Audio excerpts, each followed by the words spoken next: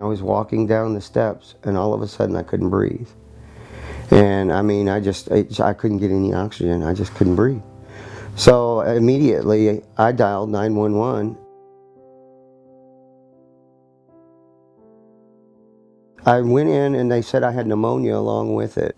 They couldn't get rid of the pneumonia. It kept coming back, and they kept trying, and they kept trying different antibiotics to try and get rid of the pneumonia. And then finally they realized I was paralyzed. He was diagnosed with a syndrome called Guillain-Barré. And Guillain-Barré is a paralytic problem of unknown cause. And it can render the person absolutely bedbound, which it did for him. So after he improved regarding his heart and lung function, he was then transferred to us for more aggressive care, longer term care, and hopefully marked improvement, especially for his Guillain-Barré paralysis.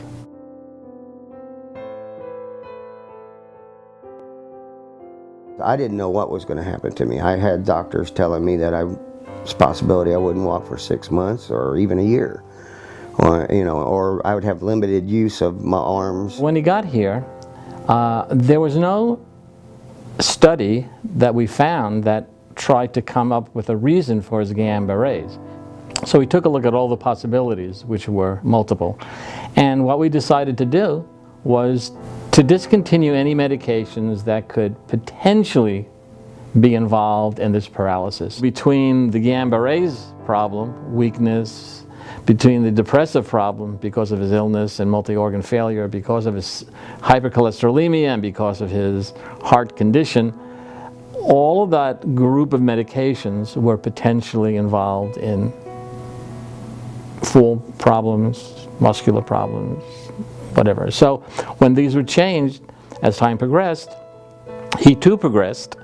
Well, when they got the medication sorted out, I was doing a lot better. I was able to recover, and finally I was able to get some rehabilitation. We worked some on activities of daily living, but just general strength, because he was somebody who worked with cars and was very hands-on with things at home and very active. So those kind of things were very important to him. They worked with me real well over there to try and get me up and walking. PT, OT, and speech, we all three work on safety awareness, fall precautions. He was watched carefully, and he did not go to ground.